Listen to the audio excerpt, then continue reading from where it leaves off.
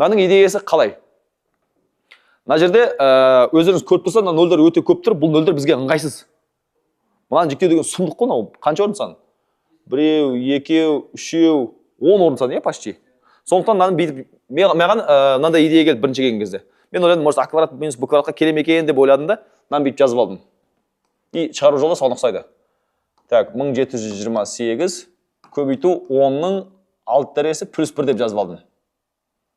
То есть, бірді лақтырып жасайым 6 нөл болды ғой. Иә? Енді мен қарадым, бұл менде А квадрат минус Б квадратқа келмейді.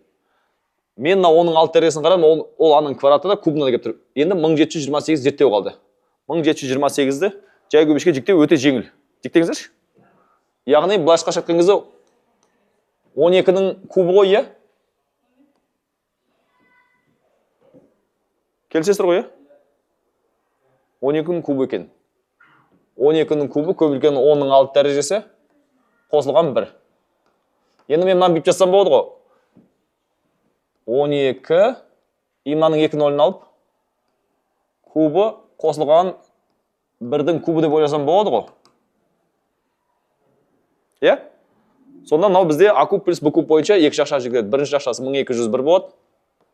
Екінші жақшасы 1201-дің квадраты минус 1200 плюс 1-дің квадраты. Енді бұған тез келуге болады. Енді ең самый главный идеясы осы. Бірақ, мысалы, осы есепті осы шегешін алып келсеңіздер, кәдімгі жақсы балл беруге болады. Мынаны даже, мысалы, допустим, айталық мысалынан бөлгіштердің саны, қазір айтайын мен сіздерге, қайда шығардым мен бұны? 1, 2, 3, 4, 5 бөлгіш бар. Допустим, 4 бөлгішін тапқан үшін 0 балл беріп, бірақ ешқай бөлгішін таппай, мына түрде жазған үшін, айталық 7 балдық есеп болса, 2 балл беруге болады. Даже 3 балл беруге болады. Өйткені бұл ключевой идеясы. Енді келесі идеясы мына жақшаның үшін келтіру. Осы жерде, 1200 е. Осы жерде, 1200 деп жаздым ғой. Осы жерде былай шығарғандар да болды тоже. Мына үшін есептеп ап, сосын кейін жаңағыдай тоже чукчаловский методпен бөлгендер болды. Мынаны былай шығарған тиімдірек. Енді осы көз көре білу керек. 1201. 1201 өзі жайсан көбейту. Мынаны бүйтіп жасауға болады, иә? 1200-дің квадраты плюс 2 еселенген 1200, ол дегеніміз 2400 ғой. Плюс 1-дің квадраты минус 2 еселенген 1200 и минус мынау бар, сонда 3600 болады. Осы жер түсінік ма? Мынаны А плюс Б-ның квадратына келтірейін деп жатырмын ғой. Сонда 1201 көбейту. Мына үшеуісі 1201-дің квадраты болады, е? 1201-дің квадраты минус 3600 дегеніміз 60-ның квадраты. Міне. Самый главный идея осы жер келген үшін кәдімгідей жақсы балл беруге болады тоже олимпиадада. Енді мынау өзіміз білетін қысқаша көбейту формуласы. 1201 көбейту. Мына екеуін азайтсақ, 1100 қай ет қалды? 41. 1141 көбейту қоссақ 1261, е? 1261. Иә, мына сандарда 4 орын сандар, бірақ бұларды жіктеген ана құрылым жеңілірек, е? Енді жіктей салам, сонда 1201 көбейту. 1141 дегеніміз көбешке жіктесек 7 көбейту 163.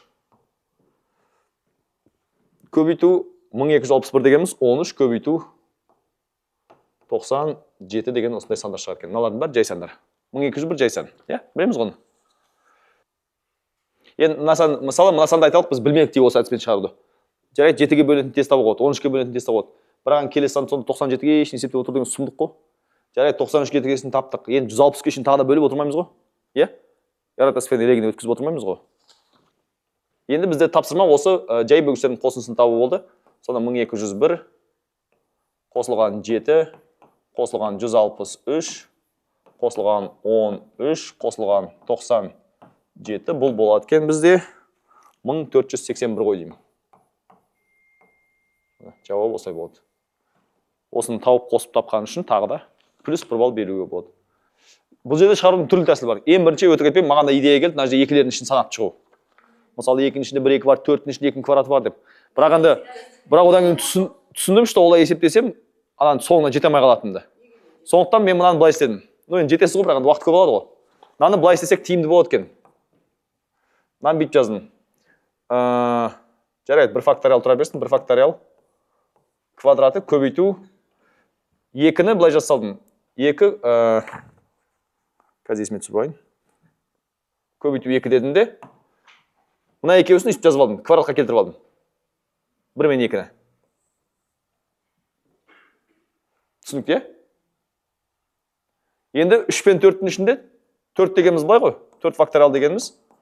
3 факториал көбейту 4 қой. Оны сол жұрма 3 факториал екеуін бүйтіп жаздым. 3 факториалдың квадраты көбейту 4 деп жазып алдым. 5 факториалдың квадраты көбейту 6 дедім. Көбейту и так далее, көбейту 19 факториалдың квадраты көбейту 20 болады. Енді мына 1 факториалдың квадраты, сонда былай болды, 1 факториалдың квадраты көбейту 3 факториалдың квадраты көбейту 5 факториалдың квадраты, яғни тақсандардың көбейтісі болады, көбейту 19 факториалдың квадраты болады. Көбейту нелері қалады? Жұпсандар қалады. 2, 4, 6, 8 и так далее 20. Болды, мынаның бәрі квадратқа кеп тұр. Значит, мен бұның бәрін какой-то бір v деп ойлай саламын. В квадрат деп ойлай салайын. Сонда менде v квадрат көбейтілген мына бәлеге келді. Енді мына бәленің мен түрендіру керек ме? V квадрат көбейту. Ал айтыңыздаршы, қалай түрендірсе болады? Бәрін 2-ге бөліп не болады? 2-ның 10 дәрежесі. Бәрін 1-1-2-сін албасақ не болады? 1, 2, 3, 4, 5, 6, 7, 8, 9, 10 болады ғой, е? Содан мынау санның квадратына кеп тұр. Меше етіп тұрған сан 10 факториал екенде, 10 факториал сызып тастайды екенбіз. Содан мына көбік кішенің ішінен 10 факториал сызып тастасақ, қалғанның бәрі қандай да бір санның квадратына келеді екен. Так, осының бізге несін тап деді? Ауданын тап деді, е? S ауданын тап деді. Мен қабырғаларын x, y деп өрнектей салдым, айнымалылармен x, y-ға байланысты косинустар теоремасын жазып салдым. Сіздер жүйіп шығарған шығарсыздар, е? Сонымен үшбұрыш AVD үшін косинустар теоремасын жазайық. Қалай болады сонда? Q квадрат тең x квадрат плюс y квадрат минус 2xy косинус альфа болады. Келсесіздер ғой? Енді үшбұрыш, мына үшбұрыш үшін. ADC үшін. Так, P квадрат тең x квадрат плюс y квадрат. Мынау былай болды ғой, минус 2 косинус 180 минус альфа, косинус 180 минус альфа, ол минус косинус альфа, я? Сода былай болды, плюс 2xy косинус альфа болды, я? Келсесіздер ғой? Я? Бізде 4% ауданның формасы 2-ден 1 екі қабырғасын көбейту көбейткен синус альфа. Яғни мен екі қабырғасын көбейтісін өрнектеу керекпін. Енді екі қабырғасын көбейтісін өрнектеу үшін мен мына екеуісін не істеймін? Азайтып тастаймын, е? Қоссам мыналар жойылып кетеді ғой. А маған жойылған керек жоқ, маған мыналар керек наоборот. Маған мыналар керек жоқ. Енді екеуісін азайтып тастаймын. Астынан үстін азайтып тастаймын. Сонда астынан үстін азайтып тастасам, p квадрат минус q квадрат тең болады. Мына екеуі жойылып кетеді. Мынадан алсам 4xy косинус альфа болады. Болды, мен мақсатым xy табу. Осы xy табатын болсам, xy дегеніміз тең болады. p квадрат минус q квадрат бөлінген 4 косинус альфа. Болды, енді 4 бұрыштың ауданның формасына қосам. Сонда s 4 бұрыш дегеніміз тең болады. xy синус альфа. Ол дегеніміз тең болады. xy дегеніміз мынау. p квадрат минус q квадрат бөлінген 4 косинус альфа көбейту синус альфа. Сонда синус пен косинус тақшандай сап, бүйтіп жаза саламыз. p квадрат минус q квадрат бөлінген 4 көбейту тангенс альфа деп.